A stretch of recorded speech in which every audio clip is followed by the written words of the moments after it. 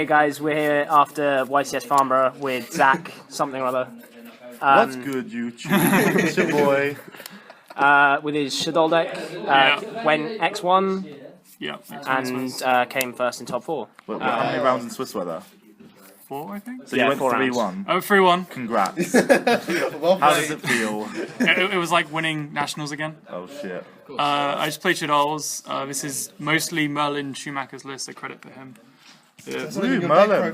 What's going on? Free Squamata. It's any Shaddoll monster. It also outs for Jin, which is really useful. Free Falco, because it gets back other guys. It gets back fusions against Nekroz. It just gives you board presence from one card. 2 Beasts, draws you cards, combos with Falco. You only want 2 because you don't want to draw multiples. Because it relies on having fusions. I know. 2 Dragon, pops back row, out to the Jin. Most people play 1. I like 2 because you'll end up using one of them usually quite early.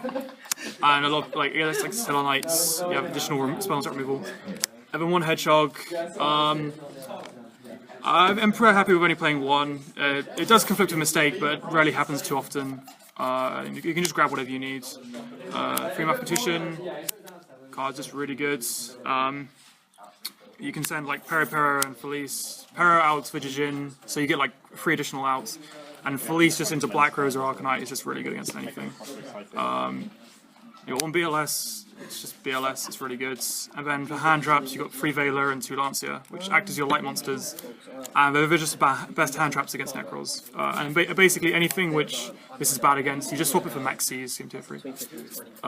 So then spells, you got the 6 fusions, because if you don't have fusions, you can't do anything. Like your hand becomes like super slow. You're playing very boring YuGiOh. And then 1 Foolish Burial, which just gets like any monster you need to.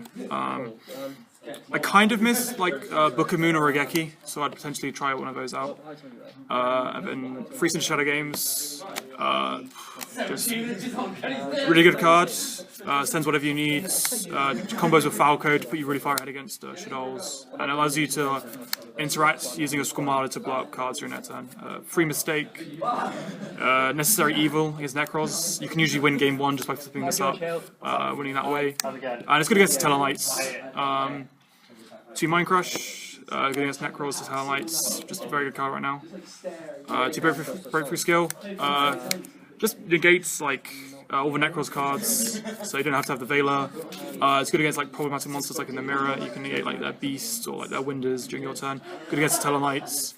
Also, it covers game 2 and 3 if people bring in like the Fiend Brothers at all. 1 Core, generally quite good. Just adds back the fusions, or you can just summon it. I summoned it, summoned Veiler, made a Leo, just swing over a Cloudsless, couldn't do anything. 1 Emptiness, just to generate. It's like good against every deck, so everyone should play this. 1 Solemn Warning. In Merlin's list, he was played bottomless, and he said he didn't like it. And I think this is probably just better. Just negates whatever you need to. Negates Denkoseka. I'd probably side it if I didn't main it. It's 42 cards in the main deck, which is a lot. I know. I kind of just put that together, and I was like, oh, I'm missing cards still. I'm gonna try to. Oh, it must be 42.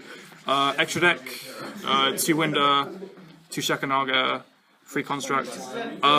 You could probably easily add another Shekinaga or another Winda. I didn't need them at all, but I imagine if you play like the mirror match, you'll make a lot more fusions. How annoyed are you that you have 1 secret and 1 LT Shekinaga? Oh, that's because I love my stuff at home. I do have 3 secret Shekinagas.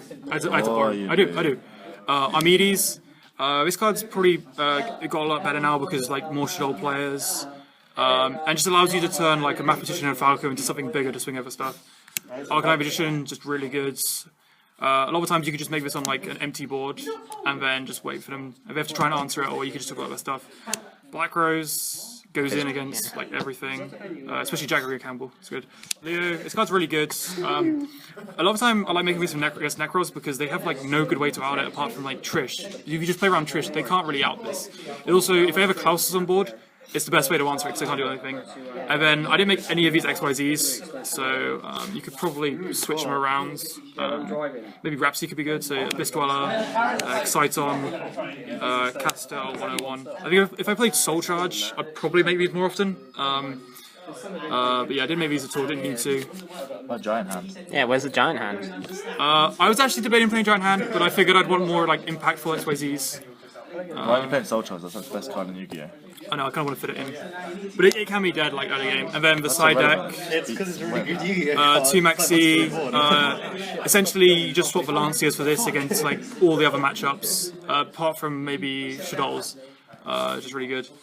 2 Vanity's Fiends, you bring this against like Nekroz and in the mirror match. It can be very difficult to answer if they don't play the right outs like Dark Hole and Regeki. Torrential Tribute. We'll try to tribute. Beaky special. 2 Denko Seka for like rogue decks, trap heavy decks, Tellarknights, BA. That are really quite annoying. The 1 Thunder King, Tellarknights, and then other rogue decks as well. It's just a good light monster which you can swap out like Lancers for. 3 MST, Tellarknights. If you see Decree, you can bring it as a Nekroz. But I don't think it's needed that much. And then just it covers rogue decks as well. 2 Diffusion for the mirror match. It just allows you to dodge a bunch of stuff. And I've always enjoyed like using that card. And then 3 anti-spell fragrances. This card was okay. But I think it's Secret Village is way better. So I'd probably play 2 Secret Villages. I'd cut this and put in another anti sort of Shaddoll card. Maybe like a Majesty's Fiend or something. Essentially, like it slows them down, but they can just still play on. I guess Cliff also ruins them, but like Secret Village is like much harder to advance. They can't just sort of chain MST, which happens a lot. And that's it. Secret Village beat Nekroz? Yeah. Do they? Or unless they play Dance with Rituals, yeah. So that's the deck profile. What was your one loss today? I lost to Nekroz, which is the person I played in the finals, because in game 3 my hand was very weak. And I just like lost out to like multiple Manju Senju searches. He had MST for my mistake as well, which is kind of unfortunate. Alright, what's your opinion on the new Fusion as well, before we end? It's good. It's just a floodgate monster. One? I think... Yeah, it's going to be good. I think people potentially are trying too hard to find like water monsters to play, because I don't think there's any real good ones you can actually play. So you just stick to playing the Nef Fusion and Shaddoll Core. And then the out to Jinlock is an out to that card. Yeah. It does have the same thing. It's essentially another Dijin monster, but it's pretty neat. You can just make it against Nekroz, and it's annoying for them to deal with. And you can always just Falco it back, and it's even harder for them to kill. The Nef Fusion's good because a lot of the time Shaddoll Fusion's dead against quite a few matchups, so you can just like play that and it doesn't change much. Alright, thanks a lot.